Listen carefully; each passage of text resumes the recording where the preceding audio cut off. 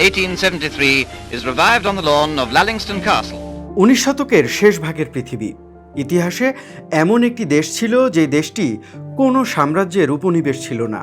আস্ত একটি দেশ পরিণত হয়েছিল একজন মানুষের ব্যক্তিগত সম্পত্তিতে। মানুষটি বেলজিয়ামের রাজা দ্বিতীয় লিওপোল্ড। মধ্য আফ্রিকায় সভ্যতা আর দাসপ্রথা নির্মূলের নামে তিনি যে শাসন ব্যবস্থা গড়ে তুলেছিলেন তার ভিত ছিল রক্ত আর সীমাহীন লুণ্ঠন। রাবার সংগ্রহের নির্ধারিত কোটা পূরণ করতে না পারলে সাধারণ মানুষের হাত কেটে নেওয়া হতো। আবার রাবারের কোটা বাস্তবায়নে ব্যবহৃত গুলির হিসাব মিলত মানুষের বিচ্ছিন্ন হাত গুনে। 1830 সালে নেদারল্যান্ডস থেকে স্বাধীন হওয়ার পর বেলজিয়াম তখন ইউরোপের একটি ছোট রাষ্ট্র। সংবিধানের কারণে দেশের ভেতরে রাজার ক্ষমতা ছিল বেশ সীমিত।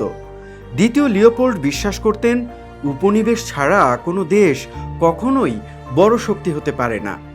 এশিয়ায় ব্যর্থ হওয়ার পর তার চোখ পড়ে আফ্রিকার কঙ্গো অববাহিকায়। 1884 আর 1885 সালের বার্লিন কনফারেন্সে ইউরোপীয় শক্তিগুলোর আফ্রিকায় নিজেদের মধ্যে সংঘাত এড়িয়ে কিভাবে প্রভাব ধরে রাখা যায় সেই পরিকল্পনা করে। সেখানে লিওপোল্ড নিজেকে একজন মহান শাসক হিসেবে তুলে ধরেন। প্রতিশ্রুতি দেন দাসপ্রথা বন্ধ করবেন, অবাধ বাণিজ্য নিশ্চিত করবেন, আফ্রিকাকে সভ্য করে তুলবেন। ভূরাজনৈতিক প্রতিযোগিতার কারণে ব্রিটেন, ফ্রান্স ও জার্মানির মতো শক্তিগুলো এই পরিকল্পনায় আপত্তি করেনি।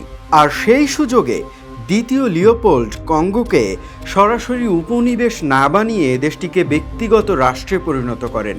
ইতিহাসে এমন মানুষ খুবই কম আছে যার মালিকানায় গোটা একটা দেশ ছিল। কঙ্গোর রাবার আর হাতির দাঁত বিক্রি করার টাকায় ব্রাসেলসে গড়ে উঠল রাজপ্রাসাদ, জাদুঘর, পার্ক আর স্মৃতিস্তম্ভ। এই শহরে আজও অনেক স্থাপত্যে লিওপোল্ডের নাম জড়িয়ে আছে, আর সেই ঐশ্বর্যের বড় অংশের ভিত্তি ছিল কঙ্গোর রক্ত।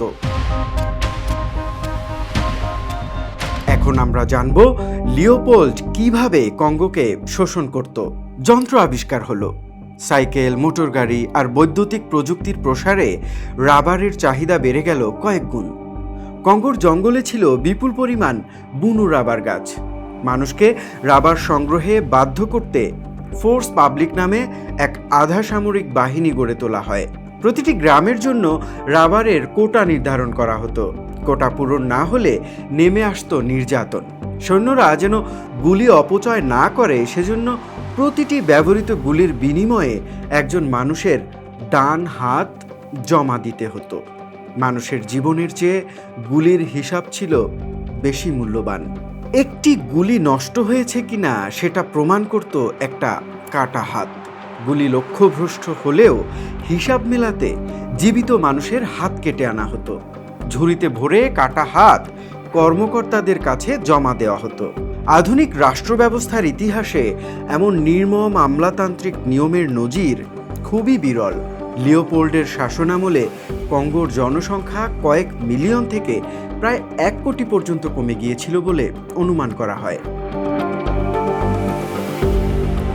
এই বিপুল সংখ্যক মানুষের বড় অংশ সরাসরি হত্যায় নয়, বরং জোরপূর্বক শ্রম, দুর্ভিক্ষ, বাস্তুচ্যুতি আর মহামারীর কারণে মারা যায়। ঘুম রোগের মহামারীতে প্রাণ হারায় লক্ষ লক্ষ মানুষ। 1895 সালে ব্রিটিশ ব্যবসায়ী চার্লস স্টোকসকে বিনা বিচারে মৃত্যুদণ্ড দেওয়ার ঘটনা প্রথম আন্তর্জাতিক পর্যায়ে আলোচনা তৈরি করে। পরে সাংবাদিক এডমন্ড ডিন মরেল এবং ব্রিটিশ কনসাল রজার ক্যাসমেন্ট কঙ্গোর নৃশংসতার প্রমাণ বিশ্ববাসীর সামনে তুলে ধরেন। প্রবল আন্তর্জাতিক চাপের মুখে 1908 সালে লিওপোল্ড কঙ্গোর নিয়ন্ত্রণ হারান। লিওপোল্ড বিদায় নিলেন, ব্যবস্থাটা রয়ে গেল। ব্যক্তিগত সম্পত্তি রাষ্ট্রীয় উপনিবেশে পরিণত হলো। মালিক বদলালো কিন্তু শোষণ বদলালো না। রাবারের পাশাপাশি কঙ্গোর কাতাঙ্গা অঞ্চলের তামা, হীরা, ইউরেনিয়াম সহ বিভিন্ন খনিজ বেলজিয়ামের নতুন সম্পদে পরিণত হয়। একসময় রাবার ছিল বিশ্বের সবচেয়ে কাঙ্ক্ষিত সম্পদ। সেই জায়গা নেয় ইউরেনিয়াম। কঙ্গোর মাটি ফের বৈশ্বিক শক্তির প্রতিযোগিতার কেন্দ্রে চলে আসে।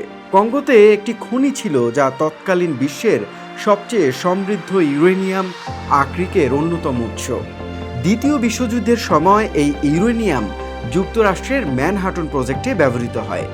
হিরোশিমা ও নাগাসাকিতে নিক্ষিপ্ত পারমাণবিক বোমার অধিকাংশ ইউরেনিয়াম এসেছিল কঙ্গো থেকেই।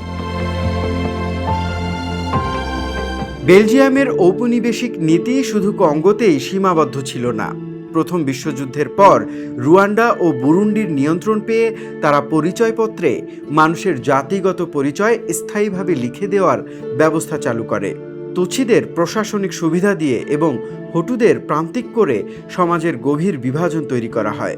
এই পরিচয় ব্যবস্থা পরবর্তী কয়েক দশকের রাজনৈতিক সংঘাতকে আরও তীব্র করে তোলে এবং 1994 সালের রুয়ান্ডা গণহত্যার অন্যতম ঐতিহাসিক ভিত্তি হয়ে দাঁড়ায়।